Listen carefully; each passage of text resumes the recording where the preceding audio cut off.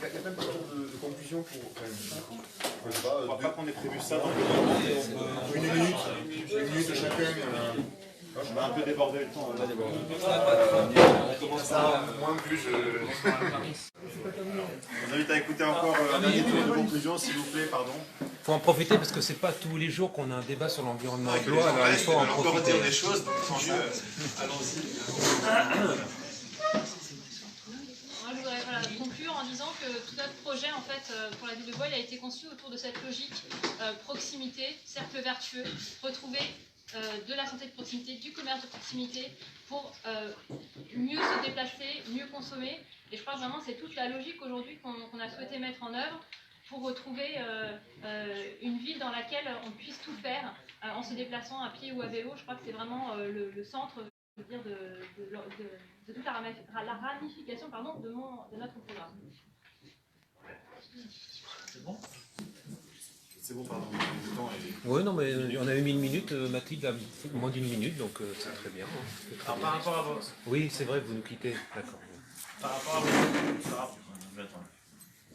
Moi, on va attendre. Bah, merci d'être venu, hein, bonne...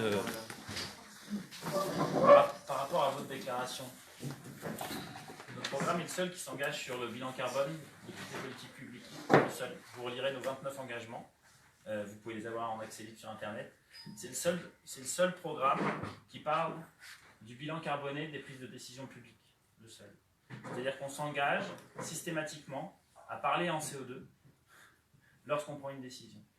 Voilà. Et après, vous avez compris que la gratuité des bus, c'est pas une lubie, c'est pas impossible, c'est un vrai choix politique.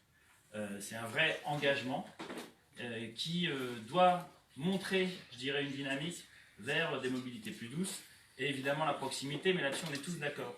La question est comment on a pu perdre ses habitants et perdre ses emplois en local depuis ces 12 dernières années notamment. Merci. Voilà. Alors moi j'ai bien compris que je ne vous ai pas complètement convaincu que effectivement la situation, l'amélioration se fera au niveau national ou international, plutôt international, parce que nous on est internationaliste, ça c'est peut-être le plus important. Mais juste deux chiffres pour rappeler quand même, c'est qu'effectivement l'équivalent des 40 plus grands paquebots porte-conteneurs, ils consomment autant de fuel que toutes les bagnoles réunies. Voilà. Deuxièmement, 50% des projets carbonés sont financés par les banques. Donc voilà, donc, les vrais responsables. Nous, on est des pions, mais le monde du travail, s'il est uni, il est rassemblé, regarde. Voilà, et bien je pense qu'on pourra changer les choses. Voilà, donc ça c'est un petit peu, c'est vraiment la démarche pour laquelle j'ai été mandaté pour assainer, faire des sujets qui sont très intéressants, mais qui, on va dire, secondaires, un petit peu, j'ai bien vexé personne. C'est reprendre. On va laisser la parole à Malik maintenant, s'il vous plaît. Cette élection municipale, elle est intéressante parce qu'après l'élection européenne, on se rend compte que tout le monde se veut écologiste. Certains, après 12 ans d'action plutôt timorée, de minéralisation de notre ville, d'actions insuffisantes sur les thématiques de développement durable, se sont retrouvés dans le cadre d'alliances avec une vision, une volonté de faire de l'écologie. Moi, j'assume, en étant le benjamin des candidats, en ayant été sensibilisé, parce que c'est ma génération, que le développement durable est une nécessité, en étant père de famille. Un fils qui a 5 ans, une fille qui a 3 ans et demi, qui régulièrement, en rentrant de l'école, me parle de ces questions-là. Je pense que l'écologie, ça ne doit pas faire preuve de greenwashing. C'est pas ça de dire, pour un positionnement politique, après mes 12 dernières années, je vais devenir écologiste ou je vais faire une alliance avec les écologistes.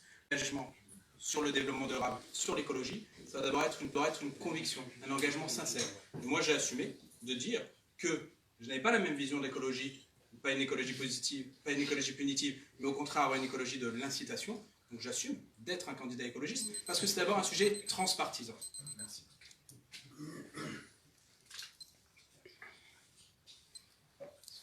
C'est bon. Ne doutez jamais qu'un petit groupe de personnes puisse changer le monde. En fait, c'est toujours ainsi que le... C'est bien de parler, ce qui compte, ce sont les actes, donc c'est l'action. Et dans l'action, il faut de l'ambition, il faut de la cohérence, il faut de la transversalité, Il faut la capacité à financer, ce qu'oublient certains candidats au-dessous de cette table, qui ont une méconnaissance totale de capacité d'investissement de notre collectivité. Qui mieux que les écologistes peuvent accompagner ces évolutions? C'est pour cette raison que nous continuerons à travailler ensemble. Ça fait 50 ans qu'ils alertent. Grâce à eux, il y a une prise de conscience internationale de ces problématiques. Donc c'est l'intérêt de notre équipe, c'est l'intérêt de notre projet, sur un bilan déjà positif, mais où il faut encore faire beaucoup plus et beaucoup mieux à l'échelle de la ville et de l'agglomération.